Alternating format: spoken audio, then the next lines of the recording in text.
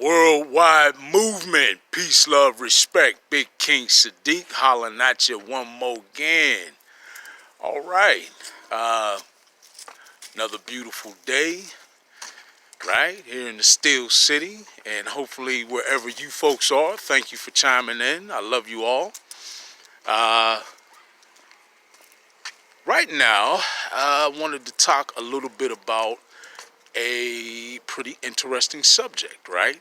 We're going to call this your body community. All right, so we know that, of course, every physical being is made up of cells, right? What I don't think many of us are cognizant of is that our cells have their own individual sentient nature, right? Okay, so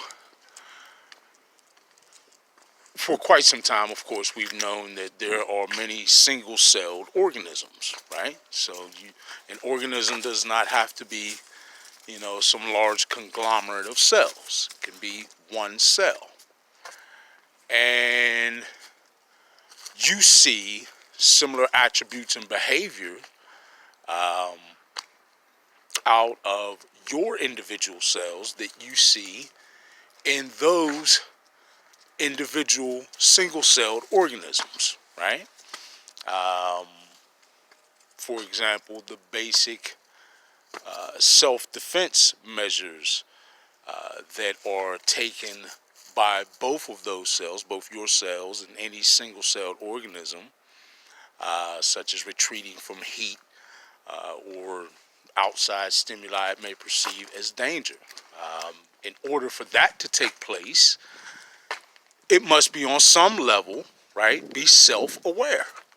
It is sentient, right? And the same is for the cells in your body, right? Each of your cells, your trillion cells or whatever it is, right, that makes up your physical body, is its own individual entity, right? And thus has its own individual intelligence, right? Many of us make the mistake of isolating what can or cannot hold intelligence, right? Or demonstrate intelligence. To limit your perception in that area, I would say, is a mistake, because science, as both biological sciences, many different physical sciences actually also have shown experiments that have proven just that, that each sentient being or each individual cell is its own individual sort of canister of intelligence. And science has found that intelligence can be stored in a wide range of modalities, right? There are evidences, I guess is the best way to cite it. There are evidences that there can even be intelligence or consciousness or awareness within a rock, right? So certainly your individual cells have the capacity or the potential for intelligence. And if you think about it, that only makes sense because it's only your DNA coding that specializes each of your cells. Otherwise, you start out as sort of just a mass of very basic cells, right? Not individualized at all. And it's only through your growth process that your cells become more individualized, and you become this very complex physical body that you are, right? So, if we stop and think about that, it's not difficult at all to see that if you have intelligence, and we know that all of our cells at one point were pretty much the same, that those cells that we're typically used to thinking of holding intelligence, like our brain cells, are no different or have no greater capacity for holding awareness, intelligence, or consciousness than any of our other cells, right? It's just that they are specialized to become brain matter. All right. So, with that understood, then we've got to understand that again, each and every one of our individual cells has that potential, and in fact is its own intelligent, right, conscious or aware individual being. All right. Now, what does that mean for us as as as uh, as this complex being that we are? It means that each of these individual cells or each of these individual beings has committed itself, right, or is in harmony with the collective, right, that is you, right? So anytime we have a collective of beings, we can say that we have a community, right? Makes sense. Um, you know, walk through a neighborhood, you see houses where plenty of people live at, and that collective of individual beings, we recognize as a community. So the same thing with the individual cells of your body. Now, that is important for a multitude of reasons, because when we cognize that and we start to understand the higher sciences involved with some very complex aspects of ourselves, right? Um, like, for example, the complex molecule melanin, right? And its capacity for intelligence and its ability actually to serve as sort of the mind or the control center of any and every cell in your body, right? All right. So, in all beings, all people have melanin of some form, grade, or degree. All right. But again, just understanding that each of your cells is an individual being that is in communication, right, with all the other cells of your body, and it is all centralized through the different neurological processes that your body engages in, utilizing melanin, utilizing your neural system, um, and the electrical impulses that are sent up and down that very vast and complex system. Um, all of these are different ways that the cells of your body communicate, right, with one another, with your mind. Now, that's the key, the communicating with the central intelligence, which is you. You are the central intelligence, right? Uh, you're like, for those who love computer terminology and technical terminology, you are the CPU, right? Um, or the central processing unit for all of your cells. So, as such, we need to recognize some very important implications of that understanding. One, very, very important one, is that the same way your CPU has the ability to program and instruct individual programs or individual um, commands or settings, right, within your computer system, Um, the same is true for your brain, your mind's ability to program, to direct all of the cells in your body, right?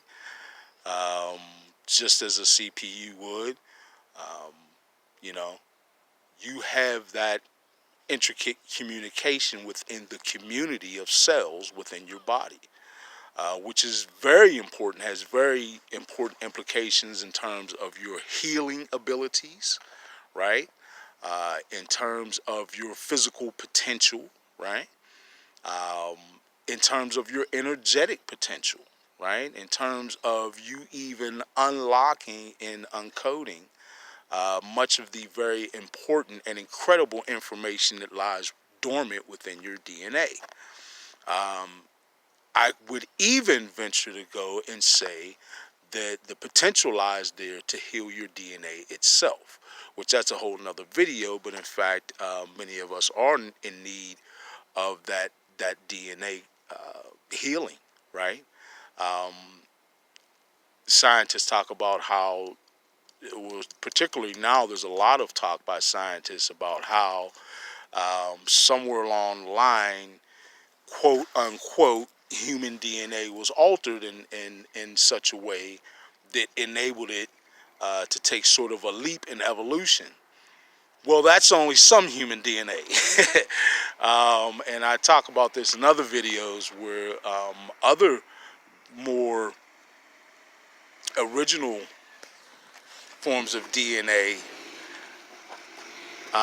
actually, or when I say forms of DNA, I'm going back to more original peoples on the planet, right? There's, in fact, the opposite evidence, which is that their DNA has, in fact, been altered in a negative way, or um, restricted, um, downgraded, if you will, right? So this speaks to your ability to correct that, as well as a host of other things that is certainly very important. Um, so know that you have that communication within your body, within that community, which is the community of cells within your body, and know that you have that degree of control or influence or impact on your own body and your community of cells, right? All right, we are losing light rapidly, but I think you get the point. Through meditation, through concentrated thought, you are able to utilize your ability to self-heal and to take advantage of a host of potentials that you have lying dormant within you, right? All right, so let's do that moving forward. Let's make that a part of our meditations. Let's make that a part of our focus, a part of our health pursuit, to be in better communication and better control of the community of cells that is your physical body, right? Um, Remember, folks, just think about it. I mean, it's your body, right? We should have complete control um, of our body, far more control than we have demonstrated. And science only supports the fact that with greater concentration, greater cognitive thought in that area, um, there is, in fact, a great uh, uh, sort of gray area of potential that we can tap into. And make some very exciting things happen for us, right? Particularly in terms of our health and our healing potential. So let's be looking into that. Let's be utilizing our power. Remember, internalize your power. Do not externalize your power, right? Not everything, every answer lies in running to the hospital. Learn more and more as we should. I would suggest in healing ourselves, particularly now that's going to be incredibly important um, in the coming months and years, right? Where a change in science is bound to take place and has got to take place, right? I spoke previously also that the future in medical science is, or health science, is not in chemistry. It's no longer in chemistry. It's actually in physics, right? and that ruffles some feathers, so to speak. And your average doctor is probably falling into that group. So the medical community's got some ways to catch up, some ways to go in terms of catching up there. But certainly that will take place. In the meantime, there is a greater degree of importance on us having the ability to self-diagnose and to heal ourselves. One of the greatest ways is through your diet, right? That's one of the greatest ways you can impact your health.